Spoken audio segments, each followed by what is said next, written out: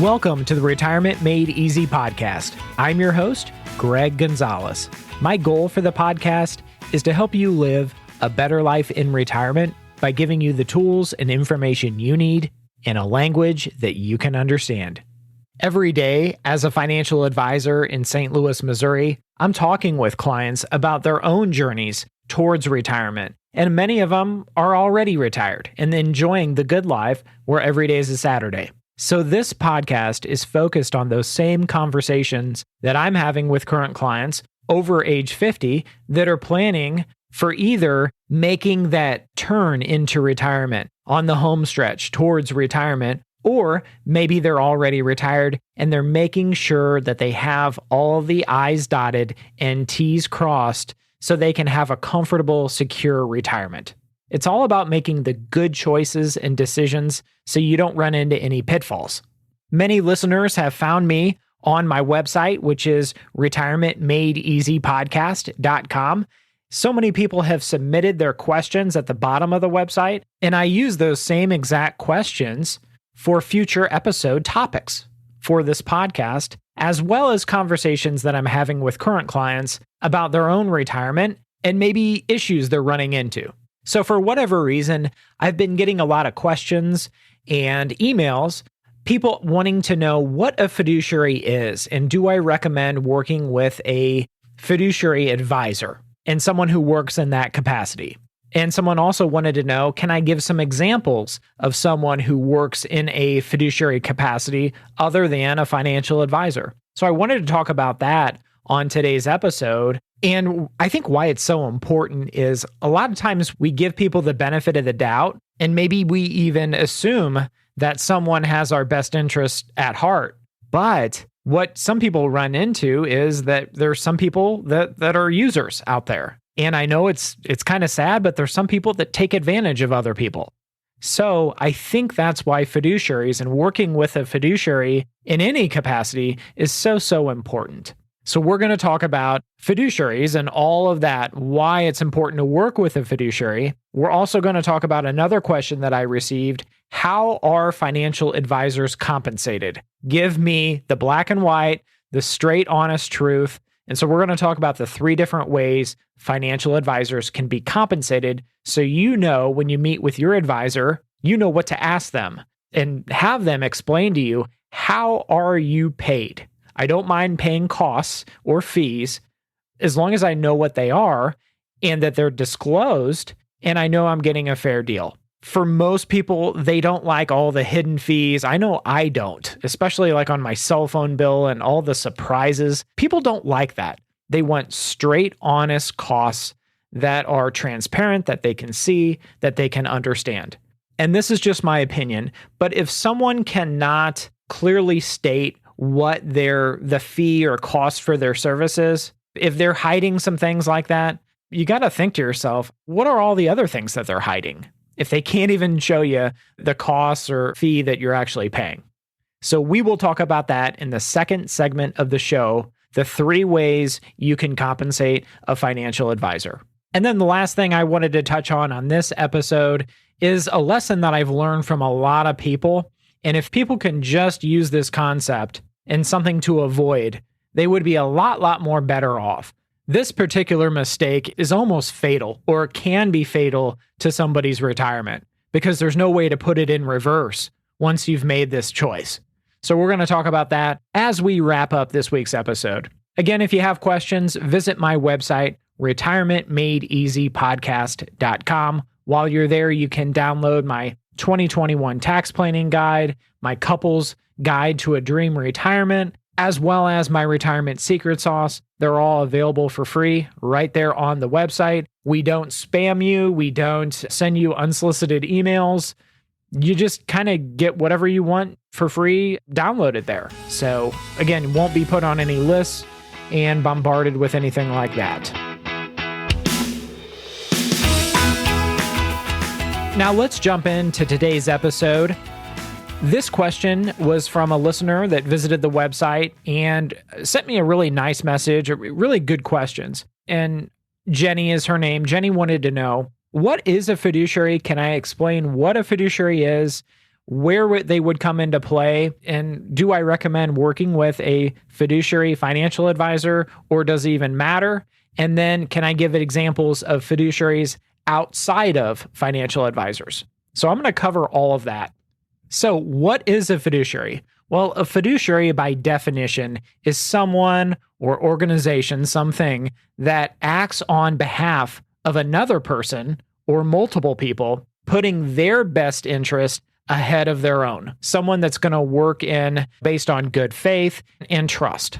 So if I'm the trustee of my parents' trust, I'm a fiduciary. I have to work out of good faith, and as trustee of this trust, I have to put the trust's best interest ahead of my own at all times, and fiduciaries are ethically and legally responsible. And I love the legally part because they can be essentially sued if they are found to be negligent and not working in the other party's best interests. So that legal aspect really seems to hold people's feet to the fire. An example of a fiduciary is a very simple example, is just a legal guardian of a child. They may be making financial decisions on behalf of the child, and they have to be in the best interest of the child first and foremost, and they have to be in the best interest of the well-being of that child. So fiduciaries can be financial advisors too. I certainly recommend, I would not work with an advisor that was not a fiduciary. Put it that way. I am a fiduciary. I even have a section on my website that clients like reading and prospective clients like reading that kind of show the duties of a fiduciary. Fiduciaries are always going to be honest with you. As we already stated, they are always going to put your client's best interest ahead of their own at all times, under all circumstances. They're going to act with prudence. I joke with some clients and I say, if this investment wouldn't be suitable, or I wouldn't put my own money or my family's money in it, I'm certainly not going to put yours or another client's money in it. And like I said, most importantly, fiduciaries are legally liable. So if something goes wrong and it's truly their fault, they are certainly responsible if they were negligent, and they can be sued for damages. So that is certainly a big responsibility. And really, it's an ethical and moral duty that we as financial advisors, in my opinion, have to our clients. With that being said, there's many financial advisors that don't act as fiduciaries. And all I will say to that is their choice to not act in the fiduciary capacity. I wish they would change their way of doing business, because I think everybody deserves an independent advisor who's unbiased, who works in a fiduciary capacity, because that's what people deserve. They deserve honesty and someone who will put their best interest ahead of their own.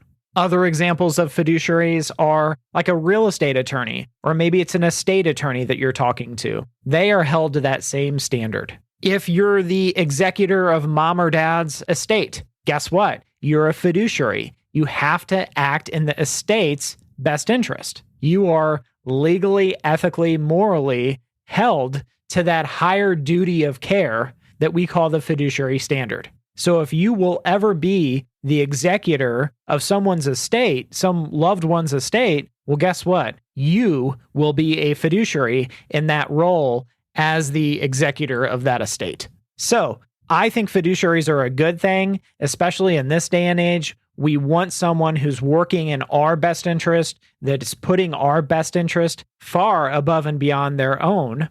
And a financial advisor is a great example of a fiduciary, someone who sits on the same side of the table as you and is there to help you reach your financial goals together as a team, and is not working against you. So that was a great question from Jenny. Jenny, I appreciate it. We'll be sending you a Yeti mug in the mail. So thank you for visiting the website and submitting that question.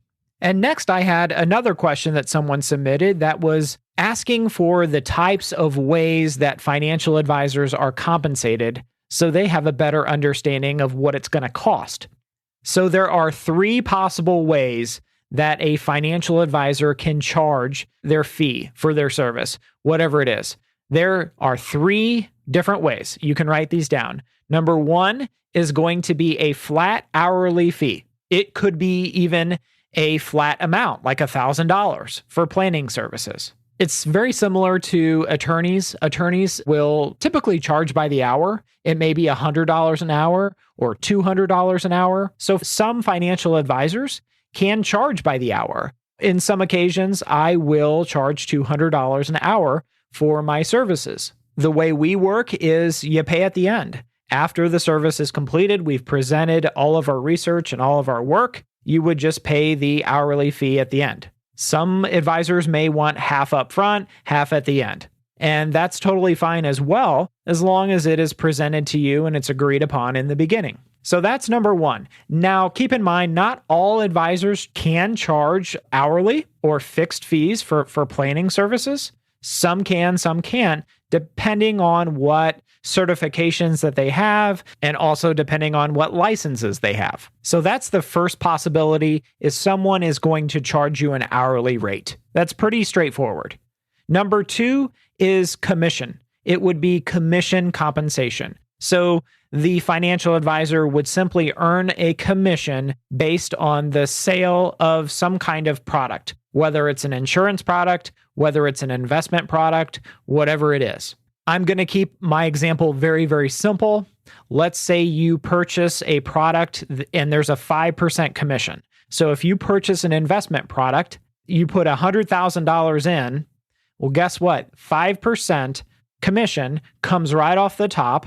So then you have $95,000 that is then invested in the investment product. Maybe it was an insurance product. I don't know. So commissions, that's very similar to like a real estate agent's commission. So you're paying the advisor through a commission. Sometimes the insurance product or the investment product has the commission baked into it, so you don't really get to see what that commission was. In my personal opinion, I think all commissions need to be disclosed to people so they know, how is this person getting paid? This is also very similar to the old days when you had stockbrokers. If you purchased a stock and there was a 2% commission. So if you purchased $100,000 of stock, well, guess what? You paid a $2,000 transaction commission and you received $98,000 of stock. That's how the stockbrokers made their money. On this podcast, I am straightforward with people.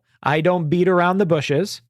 Guess what? I think there's a conflict of interest when it comes to commissions. So, for example, if I'm working with a stockbroker and I know he or she can only make money when you buy or sell a stock, well, probably they're going to be recommending that you're buying and selling maybe more frequently than you need to, because the only way they can get paid is if you buy or sell a stock in this example, and then they charge you a 2% commission.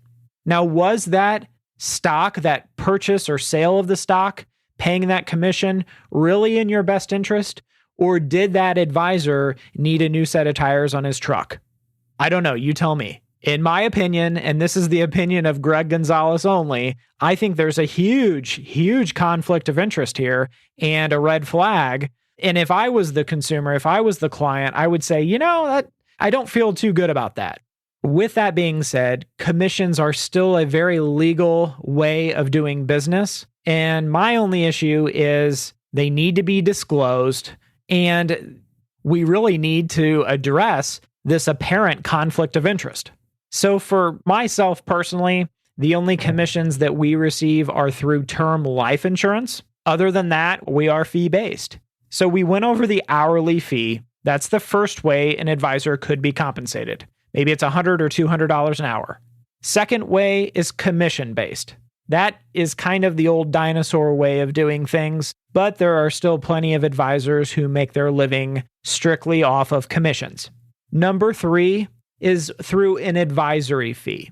So all an advisory fee is, it's an annual cost that comes out of your account. Let's call it 1%, because typically it's going to be around 1% per year. It's going to depend on how much money is in the accounts that you have. Typically, the higher the account value, the lower the fee. So if in our example, your account at the end of the year was up 10%, and you paid a 1% advisory fee that came out in increments throughout the year, maybe it was quarterly. Well, guess what? Without the fee, your account would have been up 11%, but you paid a 1% annual advisory fee, so your account was only up 10%.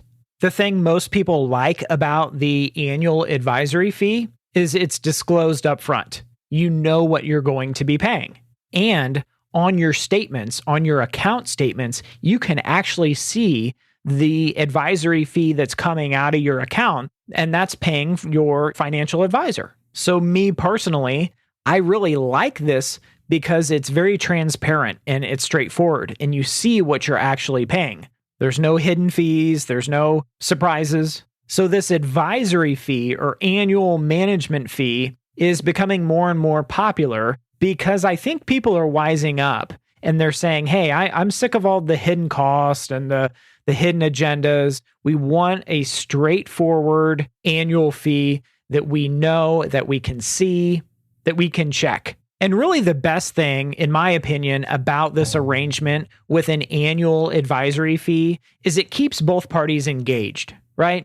So we meet with clients either semi-annually or annually, either through Zoom, phone meeting, or in person, where we can kind of catch up. We can show them their progress. We can update their retirement plan, and we can make adjustments as we go, and we can keep things updated because life is always going to give you those curveballs. But if you think about it, let's think back to the second way an advisor can be paid, which is through commissions. And I'll just from my own experience, the clients that I get that were under that arrangement from their former advisor, they never heard from the person. They never reached out proactively. There was very little relationship because the advisor, in my opinion, had probably already earned their commission and they were moving on to the next person. And so there's very little service after the sale when it comes to those commission relationships. At least that's just in my personal experience. Someone may argue with me, but service after the sale when the advisor earns a commission was pretty much non-existent in my experience.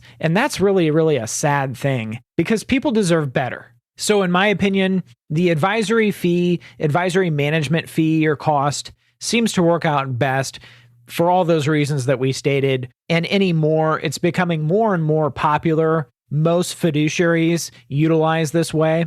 So I hope that helps you understand the 3 different ways financial advisors can be compensated. And the last thing I want to leave you with is I had a new client come to me and they said their old financial advisor said, there is no fee. There is no fee to work with me. There's no cost, but we got to buy these investments. I told them, you got to run the other way because there's something they're not telling you. Nobody works for free. And there's no way that financial advisor can be driving around in a BMW if he works for free. So just kind of use your gut feeling that you have every once in a while when someone tells you something that's off the wall like that. Okay, and the last thing I wanted to end this podcast with was this rule of thinking that some people have, and it is such a fatal mistake. And I've seen it time and time again, and it gets people into a jam that they can't get out of for years, if ever. And I've learned this throughout the years, just talking to people and just the way they think. And I can give countless examples of this. I'll give you one example. Back in 2008, we all remember the financial crisis. I had someone called me. They said they were the brother of a client. They wanted to cash out their 401k and put it all into GM stock, put everything into GM stock because it was at an all-time low and it had to bounce back. The government had to bail out General Motors. Well, guess what? I told them I don't believe in the all or nothing thinking. If you're going to do this, and it's against my advice, I would say only do a portion. Well, as it turned out, this person didn't follow my advice, went the all or nothing route. And guess what? If you remember what happened to General Motors stock, it went to zero. General Motors, they filed for bankruptcy. This guy literally put his life savings into General Motors stock and it went to zero and he lost it all. I can give you more than enough examples if we kept going on, whether someone dumps their entire nest egg into one annuity, one 10-year annuity, and then a couple of years down the road, they find out it's garbage. It's not what they thought they were getting. Well, guess what? If they would have only done a portion, they wouldn't have their hands tied. So just like when you're going to the buffet, you don't have to eat everything in the buffet. You can get a little salad, a little of this. It's all about portion control, whether it's your investments or something else. And when you're putting all the eggs in one basket, that's a very, very risky situation to be in. And we really need to abandon this all or nothing just way of thinking. Let's say you're wanting to sell a mutual fund or stock. Well, you don't have to sell it all. You can sell a portion. Everybody always thinks, oh, if I'm going to sell the stock, I got to sell all of it. No, just sell a portion. Harvest some of the gains or some of the losses. So please rethink if you're having that all or nothing mentality, the go big or go home. Just really, I think many, many people would be better off if they exercise this portion control. Maybe sell a portion or buy a portion or incorporate just a portion into some strategy. So I hope that helps. Again, portion control, it'll be very, very favorable to you over the long haul. I hope you enjoyed this episode of the Retirement Made Easy podcast. I know I did. If you have questions, look me up on my website, retirementmadeeasypodcast.com. And remember, always dream big. The opinions voiced in this material are for general information only and are not intended to provide specific advice or recommendations for any individual. To determine which investments may be appropriate for you, please consult your attorney, tax advisor, or financial advisor prior to investing. This is a hypothetical example and is not representative of any specific investment. Your results may vary. All performance referenced is historical and is no guarantee of future results. All indices mentioned are unmanaged and may not be invested into directly. The SmartVestor program is a directory of investment professionals. Neither Dave Ramsey nor SmartVestor are affiliates of St. Louis Retirement Advisors or LPL Financial. There is no guarantee that a diversified portfolio will enhance overall returns or outperform a non-diversified portfolio. Diversification does not protect against market risk. All investing involves risk, including loss of principal. No strategy assures success or protects against loss. Securities and advisory services offered through LPL Financial, a registered investment advisor, member FINRA, SIPC.